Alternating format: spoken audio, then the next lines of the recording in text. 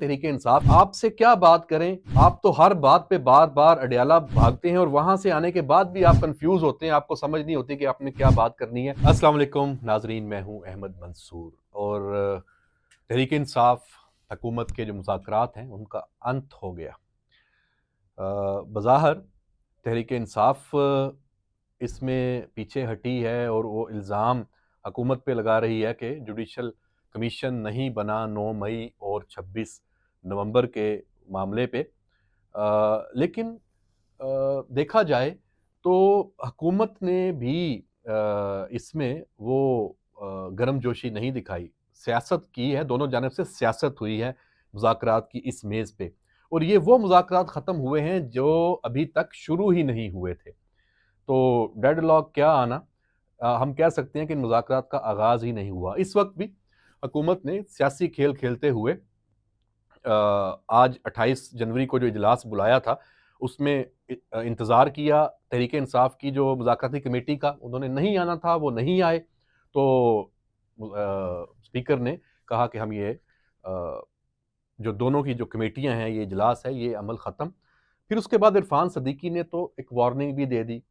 पहले स्पीकर ने कहा कि मैं मुज़ाकराती कमेटियां ये रखूंगा बहाल हुकूमती और सारा ये ऑप्शन रहेगा कि जब भी वापस आए। लेकिन इरफान सदीकी ने ये मामला भी ख़त्म कर दिया। उसने कहा कि जी 31 जनवरी तक अगर तहरीक इंसाफ वापस नहीं आती तो हम ये मुज़ाकराती कमेटी भी तहलील कर देंगे।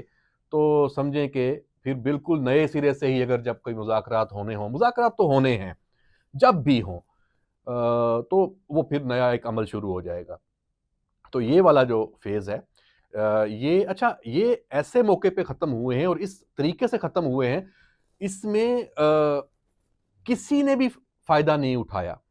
ना सियासी और ना कोई आप कह लें कि मुल्क के लिए कोई फ़ायदा, कोई आपका जो सियासी इंतशार से और फ़साद की जो सूरत हाल है, जिसको मैं हमेशा कहता हूँ कि सियासी अदम इस्तेहकाम को ख़त्म करने का ये एक बेहतरीन मौका था, ये तहरीक इंसाफ और हुकूमत दोनों ने ज़ाया किया। अब एक दूसरे के ऊपर एतमाद का फुकदान है। तहरीक इंसाफ कहती है कि जी भई हुकूमत से जो हमें तवक्कुआत हैं, वो हुकूमत पूरी नहीं कर सकती क्योंकि ये तवक्कुआत किसी और ने पूरी करनी है, इख्तियार किसी और के पास है। यही इल्ज़ाम हुकूमत की तरफ से तहरीक इंसाफ की मुज़ाकराती कमेटी पे होता है कि भाई आप लोग बाइख्तियार नहीं हैं, आपसे क्या बात करें। आप तो हर बात पे बार-बार अडयाला भागते हैं और वहाँ से आने के बाद भी आप कन्फ्यूज़ होते हैं, आपको समझ नहीं होती कि आपने क्या बात करनी है। तो ये नहीं हो सकता। बाकी जो कमीशन्स की बात थी 26 नवंबर और 9 मई वाले, उस पे भी कोई मतलब हुकूमत की तरफ से था कि भई हम किस चीज़ के कमीशन बनाएँ, सारे मामला तो अदालतों में हैं। तो ये जो सूरत-ए-हाल है, फिर हुकूमत को एक और भी बज़ाहिर बात की इशारों में कि मुज़ाकरात एक वक़्त में एक जगह होते हैं, 2 जगह पे नहीं होते। ये दूसरी जगह वाले मुज़ाकरात कौन से हैं, जो अभी तक नज़र भी नहीं आ रहे, कोई तस्लीम भी नहीं कर रहा और उसका शक भी सबको है। तो ज़ाहिर-सी बात है वो मुज़ाकरात वही हैं। अंसार अब्बासी ने उसपे स्टोरी की थी कि एस्टेब्लिशमेंट के पीटीआई और इमरान खान के साथ मुज़ाकरात हैं। अली अमीन गंडापुर के साथ जब बैरिस्टर गौहर वहाँ पेशावर में थे, वो मुलाकात की भी बातें आईं, लेकिन उसकी भी फिर हर जगह से तरदीद हो गई। हमेशा ये तारीख रही है कि अगर ऐसी कोई बातचीत होती है, तो उसको ऑन कोई नहीं करता। तो अगर अभी भी हो रही है, तो उसको ऑन नहीं करेंगे, लेकिन इसका सियासी तौर पे तहरीक इंसाफ को, इमरान खान को नुकसान ज़रूर पहुँच रहा है। अब हर सबकी नज़रें इस बात पे हैं कि जब आप मुज़ाकरात से उठ गए हैं, व्हाट्स नेक्स्ट? मतलब आपको सज़ा भी हुई हुई है। केसेस अब हाई कोर्ट में आपकी अपील आनी है, वहाँ भी मामलात हैं। तो आप अच्छा, फिर मोहतात रवैया भी है बहुत सारा। अब बानी पीटीआई इमरान खान के साथ जो मुलाकातें हो रही हैं, जो चीज़ें सामने आ रही हैं, उसमें मोहतात रवैया भी बहुत सारा सामने आ रहा है। तो क्या कहीं कोई आपको उम्मीद की किरण नज़र आ रही है तो आप मोहतात हुए हैं, या फिर आप मुकम्मल तौर पे टूट चुके हैं?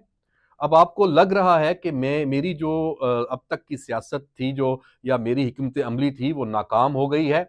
ब्लैकमेल करना चाह रहा था एस्टेब्लिशमेंट को, वो नहीं हुई। ब्लैकमेल करना चाह रहा था हुकूमत वक़्त को, वो नहीं हुई। तो अच्छा, ट्रंप से जो उम्मीदें थी, ट्रंप भी आ गया।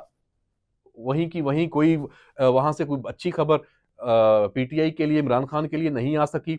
और तो और वो रिचर्ड वो साहब जो हैं, वो अपने ट्वीट भी डिलीट करने शुरू कर दिए उन्होंने, जो फ्री इमरान खान के हवाले से किए थे। तो अच्छा, इस पे अच्छा पार्टी के अंदर जो लड़ाइयाँ हैं वो अलहदा चल रही हैं। अली अमीन गंडापुर को निकाला सूबाई सदारत से, फिर बाद में खुद ही जस्टिफाई करते फिर रहे हैं कि भाई उसकी मर्जी से निकाला है। मैं आपको खबर दे दूं, जो पिछली मुलाकात जेल में हुई है अडयाला में इमरान खान के साथ अली अमीन गंडापुर की, उसमें अली अमीन गंडापुर का जो लहजा था बड़ा सख्त था, बड़ा तल्ख था। और हमारे जो वाकफान हाल है वो बताते हैं कि अली अमीन गंडापुर ने इमरान खान को एक तरह से तड़ी लगाई है, धमकी दी है कि भाईजान मुझे आप अगर निकालना चाहते हैं, आप लीडर हैं, जो उनका स्टाइल है, आप निकाल दें, मैं हो जाता हूं साइड पे, किसी और को ले वजारत आला पे। लेकिन फिर खान साहब, फिर आपको अंदाजा नहीं है कि क्या होगा। बाकायदा तौर पे आपसे चीजें, जो हमने कुछ चीजें संभाली हुई हैं, जो मामलात हैं, फिर ये भी हाथ से निकल जाएंगे।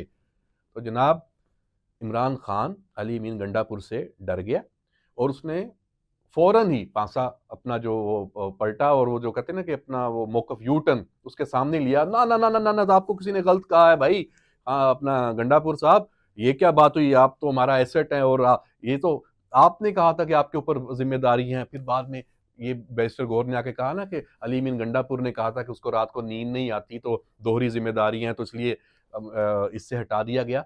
तो भाई अली अमीन गंडापुर ने ये जो तड़ी लगाई, धमकी लगाई, तो इमरान खान ने उसको फौरी तौर पे निकालने का फैसला वापस ले लिया, जो वो कर चुका था, और बुशरा बीबी के कहने पे किया। और पार्टी के अंदर जो जो ये जो जुनेद अकबर खान है, जो ये पूरा एक ग्रुप है, सबको पता है ये अली अमीन गंडापुर का मुखालफ एक ग्रुप है केपीके के अंदर।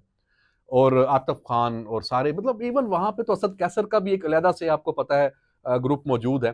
तो ये जो सारी सूरत हाल जिसने जन्म लिया है केपीके में, अब दोबारा अली अमीन गंडापुर वजीर आला भी मौजूद होंगे, सूबाई जो सदर है वो दूसरे जुनेद अकबर खान है, इनकी अब रिफ्ट शुरू हो जानी है, क्योंकि वो तो फौरी तौर पे अब ये उम्मीदें लगाए बैठे थे। नाम भी आ गए थे कि कौन कौन वजीर आला होगा, शकील का एक नाम आया, और दो नाम थे। तो ये यहाँ पे अली अमीन गंडापुर ने अपनी पोजीशन थोड़ी सी मजबूत कर ली है दोबारा, और तड़ी लगाई है। अब अंदर कुछ और भी शायद बातें इमरान खान से की हों, लेकिन कुछ रिलीफ भी दिलवा दिए हैं। सुना है कि वापस जो सहूलतें हैं वो बहाल हो गई हैं अडयाला के अंदर, क्योंकि अब लंबा अरसा वहाँ रहना है। या तो फिर अगर आपकी जो डील अगर कोई खुफिया चल रही है, तो फिर उसमें कुछ निकलेगा तो वहाँ से रिलीफ मिलेगा, फिर आप बनी गाला वापस आते हैं, क्या आते हैं। तो जनाब ये सूरत हाल है, मुज़ाकरात शुरू ही नहीं हुए थे और ये पोजीशन यहाँ पे आ गई। मैं आपको ये बता दूं, हुकूमत, नून लीग, पीपल्स पार्टी और खुद पीटीआई के अंदर के जो कुछ लोग हैं, उन्होंने आपस में जो इनके राब्ते चल रहे हैं, ये कहा है कि अभी कुछ अरसे के लिए है, तो फिर ये कुछ ऐसी नई गेम बनाई जाएगी, कुछ होगा, ये मुज़ाकरात आखिर दोबारा बहाल होने हैं, इसका कोई ना कोई नतीजा तो आना है। तो देखते हैं कि इसमें अब क्या सूरत हाल पेश आती है, आगे आने वाले दिनों में क्या होता है। तो जनाब ये आज का व्लॉग, देखते हैं, एक जो सुप्रीम कोर्ट के मामलात हैं उस पर मैं अलहदा से एक व्लॉग करूंगा कि वहाँ पे क्या हुआ। एक तो जो मिलिट्री जो कोर्ट्स वाला मामला, सिविलियंस का जो ट्रायल हो रहा है वो, और दूसरा पीका एक्ट जो है वो, उस पर एहतजाज भी चल रहा है और वो सेनेट से मंजूर हो गया, इस इशू पे भी मैं बात करूंगा। और जो अदालत में एक और जो मामला है, जो बहुत ज़्यादा, वो अदालत के अंदर अपनी जो लड़ाई है, आईनी तरमीम 26वीं, वो बहुत अहम मामला है, उस पर क्या हो रहा है वो भी मैं दूसरे व्लॉग में अलग से बताऊंगा। इसमें ये सारा पॉलिटिकल जो पीटीआई का और मुज़ाकरात का है सिनेरियो, इस पर हमने बात की है। इजाज़त दीजिए, अल्लाह हाफ़िज़।